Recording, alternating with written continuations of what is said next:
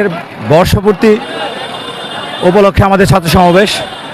আজকের ছাত্র সমাবেশ থেকে একটি দাবি জানাচ্ছি ঢাকা জেলা উত্তর ছাত্রদলের পক্ষ থেকে এবং বাংলাদেশের সর্বস্তরের জনগণের পক্ষ থেকে দাবি জানাচ্ছি যে এই জুলাই আগস্ট আন্দোলনে যে সকল ভাইয়েরা শহীদ হয়েছে সেই সকল শহীদ ভাইদের যারা প্রকৃত খুনি, যারা গুলি করে হত্যা করেছে আমাদের ভাইদেরকে, পাখির মতো গুলি করে হত্যা করেছে, তাদেরকে বিচারের আওতায় আনতে হবে, দ্রুত বিচারের আওতায় আনতে হবে। আমরা দেখতে পাচ্ছি যে 1 বছর পার হয়ে গেলেও মানে এখনও পর্যন্ত বিচার কার্যক্রম ওইভাবে আমরা দেখতে পাচ্ছি না। সুতরাং দ্রুত তাদেরকে বিচারের আওতায় আনতে হবে যারা প্রকৃতপক্ষে দোষী, আওয়ামী লীগের দোসর, যারা গুলি করে আমাদের ভাইদেরকে হত্যা করেছে। সমাবেশকে ঘিরে ছাত্র দলের নেতা কর্মীদের মধ্যে একটা আমেজ সৃষ্টি হয়েছে।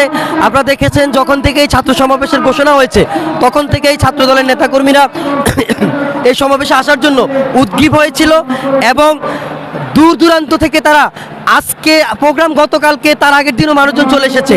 আর জাতীয়তাবাদী ছাত্র দলের প্রোগ্রাম মানে হচ্ছে আমাদের আনন্দের দিন, আমাদের উল্লাসের দিন। আজকের এই ছাত্র সমাবেশ ইতিমধ্যে জনসমাবেশে পরিণত হয়েছে। আপনারা দেখতে পাচ্ছেন চতুর্পাশে হাজার হাজার নেতাকর্মী এসে উপস্থিত হয়েছে। অবশ্যই ছাত্র সমাবেশ আনন্দদায়ক।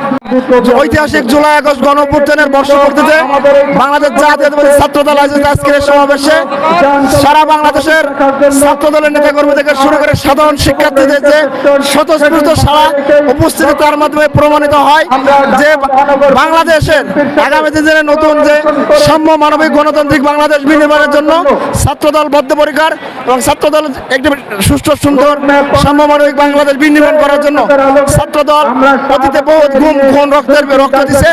ভবিষ্যতেও একটি সুন্দর বাংলাদেশ বিনির্মাণের জন্য ছাত্রদল রাজপথে থাকে। এটাই মেসেজ দিতে চাই যে আগামী দিনে বাংলাদেশে কোনো বিদেশি শক্তির, কোনো পেশি শক্তির কোনো শাসন চলবে না। আমাদের কোনো